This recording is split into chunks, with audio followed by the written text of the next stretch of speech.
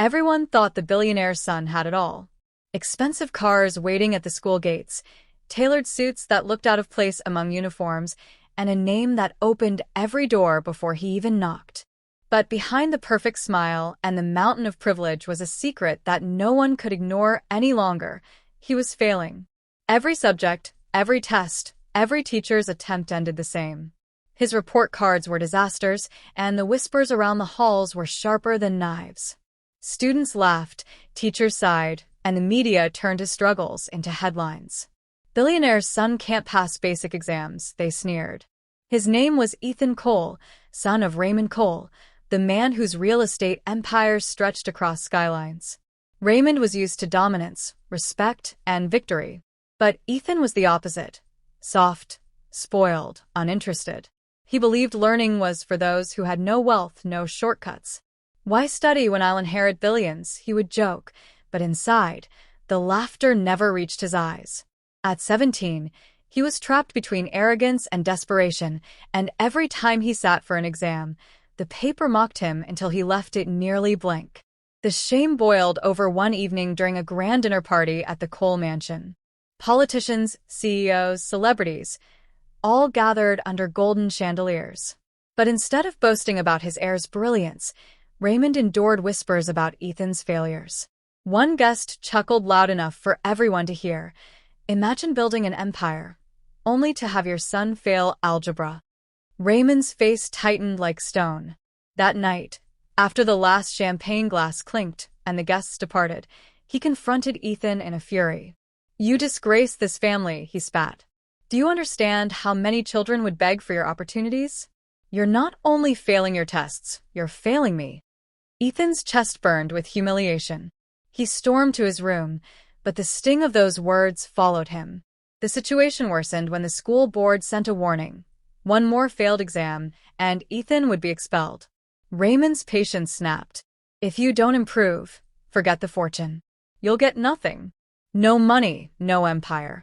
You'll stand on your own." For the first time in his life, Ethan felt true fear. Not of losing luxury, but of losing the last thread of respect his father had left for him. Late one night, Ethan slipped back into school.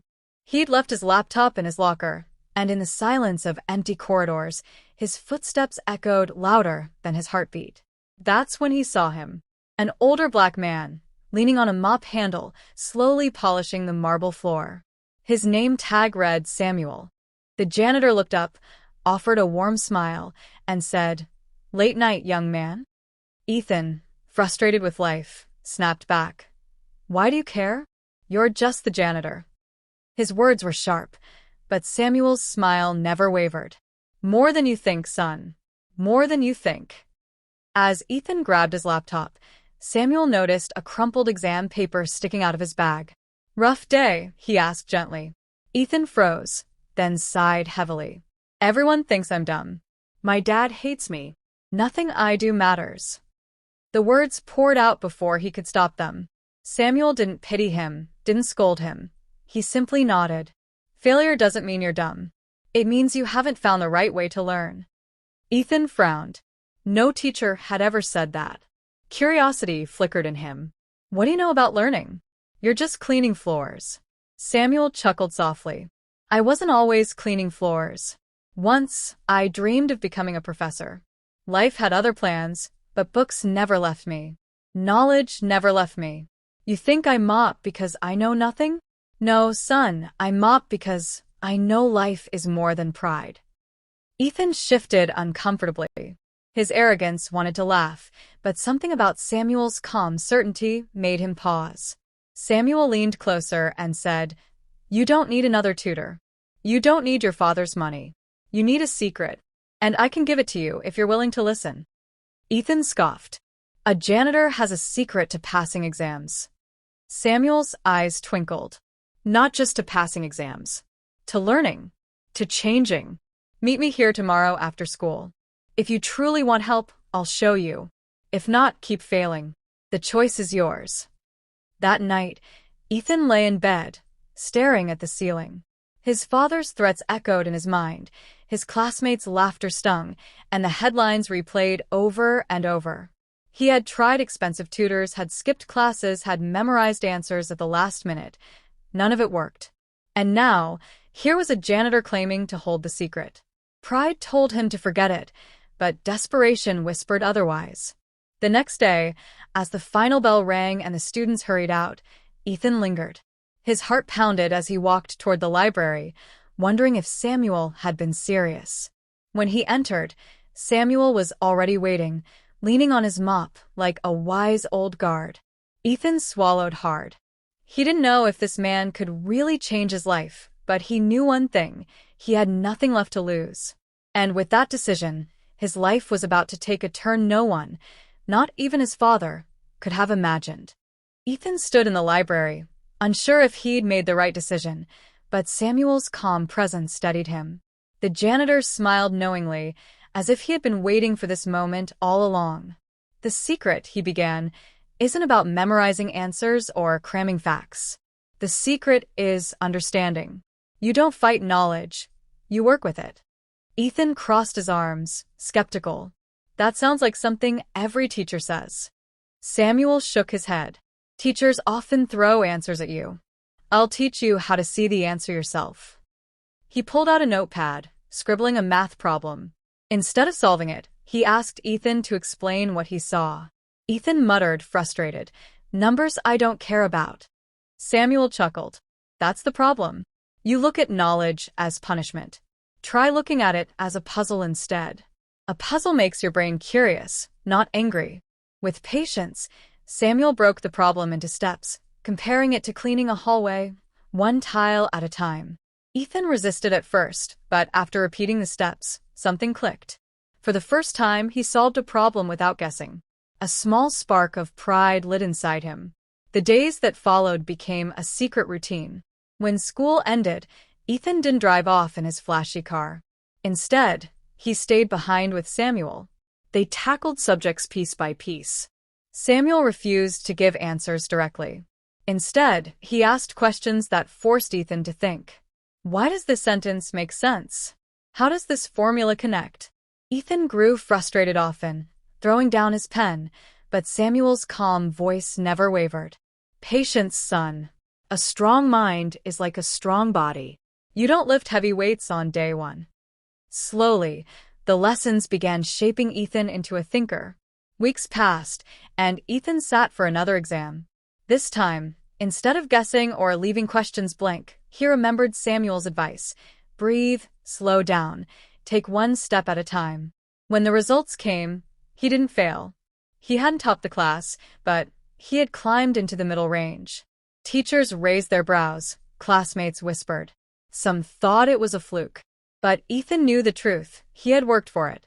Whispers soon turned into accusations. "He's cheating," one boy sneered. "Probably paying teachers under the table. His dad's rich, after all." Rumors spread like wildfire, and Ethan felt crushed. All his effort, dismissed as dishonesty. He confronted Samuel, voice trembling with anger. "I worked so hard, and now they think I'm a fraud." Samuel placed a hand on his shoulder. "When you carry truth in your heart, the lies of others cannot bury it. Keep walking, and the world will see." The real test came when final exams were announced, the ones that would decide Ethan's future. If he failed, there was no saving him. His father's threat echoed daily: no inheritance, no empire, no respect. This time, Ethan didn't turn to expensive tutors or last-minute tricks. He buried himself in learning with Samuel. Nights stretched long. His eyes burned from reading, his hands cramped from writing, his mind screamed to give up. But Samuel reminded him, "Every floor gets dirty again if you stop cleaning. Keep at it." And so, Ethan pushed through the exhaustion. Exam day arrived, and for the first time in his life, Ethan felt prepared. Fear lingered, but beneath it, confidence grew. He remembered Samuel's calm words as he opened his paper. One tile at a time. He tackled each problem carefully, step by step, resisting panic. By the end, he walked out not certain of perfection, but certain of effort. That certainty was new and powerful. Weeks later, the results were pinned on the board. Students swarmed, eyes wide, fingers pointing. Ethan hesitated before stepping closer. His heart pounded. When he finally saw his name, he blinked twice. He hadn't just passed, he had ranked among the top students. Gasps filled the hallway. Some couldn't believe it, some whispered excuses, but Ethan stood taller than he ever had before. At home, his father held the results in disbelief. Raymond, the man who had always seen his son as weak, felt tears prick his eyes. For the first time in years, he pulled Ethan into an embrace. "I'm proud of you, son." Ethan's chest swelled with a warmth no car, no mansion, no fortune had ever given him. His father asked, voice softened with curiosity, "How did you do it? What tutor? What trick?" Ethan answered firmly, "No tutor. No trick. A janitor taught me what no one else could, the secret of learning." Word spread quickly. Teachers were stunned. The principal called Ethan an inspiration, and students who once mocked him now looked with respect. But Ethan didn't bask in glory. Instead, he knew the truth had to be shared. Standing in front of the school assembly, he called Samuel forward. The janitor hesitated, embarrassed by the attention, but Ethan refused to let him stay hidden. "You all see a man who cleans our halls," Ethan declared, voice steady. "But to me, he is the greatest teacher I've ever had. He taught me that knowledge isn't about memorizing, it's about understanding. He taught me patience, humility, and the strength to keep going." The room erupted in applause. Teachers, students, even administrators rose to their feet. Samuel's eyes glistened, though he tried to hide it behind a humble nod. "The secret was always inside you, son," he said softly.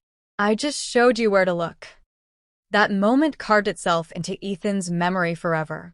From that day forward, Ethan carried Samuel's lessons with him. He studied with focus, listened with humility, and treated others with respect. Wealth and privilege no longer defined him, character and perseverance did. And whenever people asked him how he turned his life around, his answer never changed, "Because a janitor believed in me when no one else did." The story of Ethan Cole spread beyond the school. Newspapers that once mocked him now praised him. The headlines shifted. "Billionaire's son finds success through wisdom, not wealth." But to Ethan, the headlines didn't matter. What mattered was the pride in his father's eyes, the respect of his peers, and the friendship of the man who had changed his life. And so the tale closed with a truth simple yet powerful. Never judge a person by their job, their wealth, or their skin. Wisdom can come from the most unexpected places. And sometimes, the greatest secrets to success are whispered not in classrooms, but in the quiet guidance of those the world overlooks. Ethan discovered that wealth could buy many things, but it could never buy what Samuel gave him: the courage to learn, the humility to grow, and the strength to believe in himself. And that was how a billionaire's son, once mocked as a failure, found his greatest teacher in a janitor whose wisdom was worth more than gold.